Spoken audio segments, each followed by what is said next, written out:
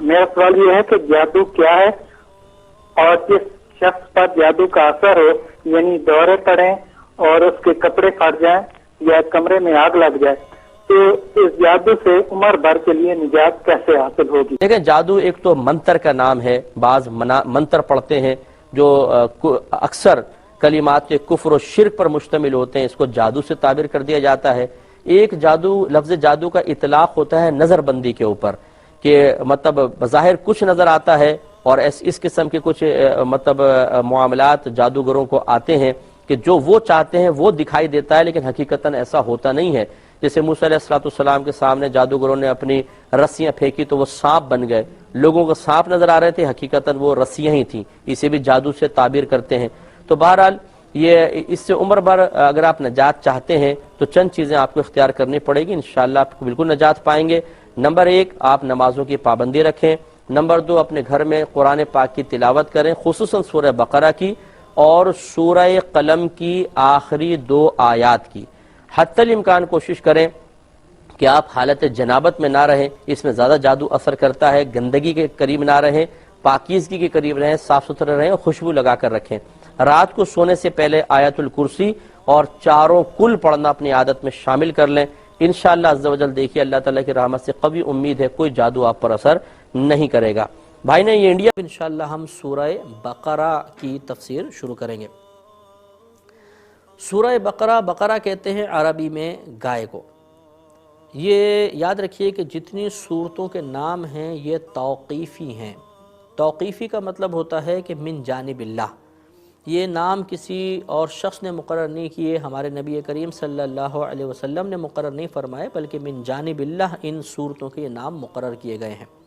اور اگر آپ ان تمام ناموں پر غور و تفکر کریں تو ان صورتوں میں ہی کوئی ایسا واقعہ یا ایسی کوئی بات ذکر کر دی گئی کہ جن سے کوئی لفظ اخذ کر کے اس صورت کا نام بنا دیا گیا۔ جیسے سورہ بقرہ ہے، آگے انشاءاللہ ایک پورا واقعہ آئے گا، بنی اسرائیل میں ایک گائے کا قصہ آئے گا، تو وہاں پر چونکہ گائے کا تذکرہ ہوا تو اس قصے کا ایک لفظ بقرہ اس صورت کا نام رکھ دیا گیا۔ تو یہ اس کا نام ہے صورت کا اور اس کی وجہ تسمیہ ہے۔ اس صورت کی بڑی فضیلت ہے۔ نبی کریم صلی اللہ مسلم کی روایت ہے کہ نبی کریم صلی اللہ علیہ وسلم نے ارشاد فرمایا کہ بروز قیامت قرآن اور اس پر عمل کرنے والوں کو لایا جائے گا تو سورہ بقرہ اور سورہ آل عمران یہ ان کے آگے آگے چل رہی ہوں گی۔ اس کا مطلب ہے کہ پورے قرآن ایک ساتھ ہوگا، لیکن سورہ بقرہ اور سورہ آل عمران ان کی شان یہ ہے کہ یہ آگے رہنمائی کر رہی ہوں گی۔ تو اس سے معلوم ہوتا ہے کہ یہ سورت بہت زیادہ برکت والی ہے۔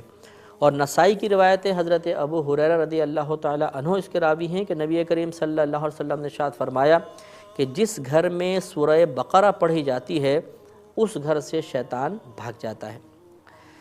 یہ صورت جیسے کہ ہم پہلے آپ کو بتاتے چلے آ رہے ہیں کہ یہ صورتیں یا تو مکی ہوتی ہیں یا مدنی ہوتی ہیں، اور اس کی تفسیر آپ کو بتائی تھی کہ مدنی صورتیں ان صورتوں کو کہا جاتا ہے جو ہجرت نبوی صلی اللہ علیہ وسلم کے بعد نازل ہوئیں، اور مکی صورتیں وہ صورتیں ہیں جو ہجرت نبوی صلی اللہ علیہ وسلم سے پہلے نازل ہوئیں۔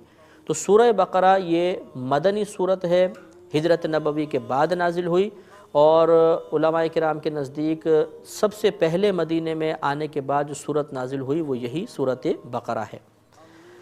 یہ لے لیتے ہیں بھی کہ کویسچن انہوں نے پوچھا کہ مسجد میں مانگنے والے کو روٹی دینے کی کیا شرعی حیثیت ہے۔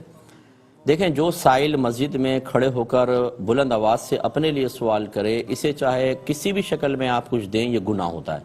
نہ پیسہ دے سکتے ہیں نہ روٹی دے سکتے ہیں۔ ہاں، اگر وہ خود وہ نہیں کہہ رہا بلکہ ایسی چپ چاپ جس سے کھڑے ہو کر باہر پہلے کھڑا ہوا، باہر جا کے دروازے کے پاس کھڑا ہو گیا، بولا نہیں ہے، اب آپ اگر سمجھتے ہیں کہ واقعی وہ مستحق ہے، جو اکثر ہوتے نہیں ہیں، تو بہرحال اب دینا جائز ہے، لیکن اگر وہ اپنے لیے اعلان کرتا ہے تو کچھ بھی دینا گناہ ہوتا ہے۔ یہ بھی ہو سکتا ہے کہ کوئی واقعی مستحق ہے تو امام صاحب یا کمیٹی والے اعلان کر دیتے ہیں بعض اوقات کہ بھئی یہ غریب آدمی اس کے مسائل ہیں، آپ تھوڑی سی مدد کر دیں، ایسی صورت میں دینا بھی شرعاً جائز ہے۔ بلکہ اس طرح تو نبی کریم صلی اللہ علیہ وسلم کی طرف سے بھی ترغیب دینا ثابت ہے کہ بعض صحابہ کی امداد کے لیے سرکار نے صحابہ کرام کو اس طرح ارشاد فرمایا ہے۔ لیکن جب سائل اپنے لیے کویسچن کرتا ہے تو پھر فقہاء نے اس کو منع کیا، بلکہ یہ فرمایا کہ اگر کوئی ایسے سائل کو دے، اگر 1 درہم دیا ہے تو اب 70 دراہم اس گناہ کے کفارے کے لیے اور خرچ کرے۔ یعنی یہ مبالغتاً سمجھا رہے ہیں، کوئی ایسے پریکٹیکلی طور پہ آپ کو کرنا تو نہیں ہے، لیکن یہ سمجھا رہے ہیں کہ اتنا بڑا گناہ ہے کہ اب آپ اس کا کفارہ بھی ادا کریں۔ تو اس لیے اگر کسی نے ایسا دیا ہے ایسے سائلین کو، پہلی بات یاد رکھیں یہ پیشہ ور ہوتے ہیں، ان کو دینے کا کوئی ثواب نہیں ہوتا۔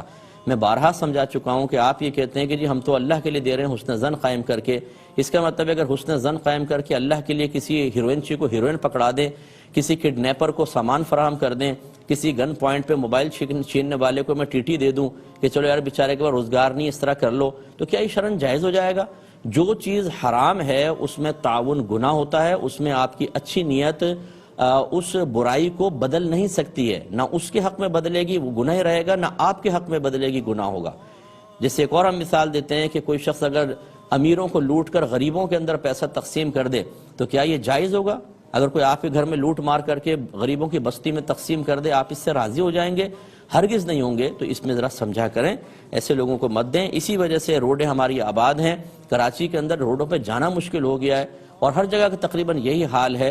ایک جگہ گاڑی کھڑی کریں 6 8 8 10 آ جاتے ہیں، اور آرام سے اگر چلیں آپ کھڑے ہو گئے، کوئی دینا چاہے نہ دینا چاہے نہیں، دروازے بجائیں گے زور زور سے، گاڑی پہ ہاتھ ماریں گے، اور بعضوں کو تو یہاں تک آپ دیکھیں گے کہ اگر آپ نہیں دیں گے تو وہ بددعائیں دیتے ہوئے جائیں گے، برا بھلا کہتے ہوئے جائیں گے، بعض لعنت بھی کر دیتے ہیں بعضوں کو۔ یہ جو پیشہ ور قسم کے لوگ ہوتے ہیں ان لوگوں کو دینا شرعاً جائز نہیں ہے۔ ایک ہی کہتے ہیں کہ بالوں میں کالا خضاب لگانے کی کیا شرعی حیثیت ہے؟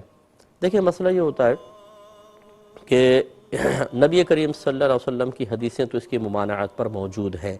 میرے آقا صلی اللہ علیہ وسلم نے ارشاد فرمایا جو کالا خضاب استعمال کرے وہ بروز قیامت جنت کی خوشبو بھی نہیں پا سکتا، یہ حدیثیں موجود ہیں۔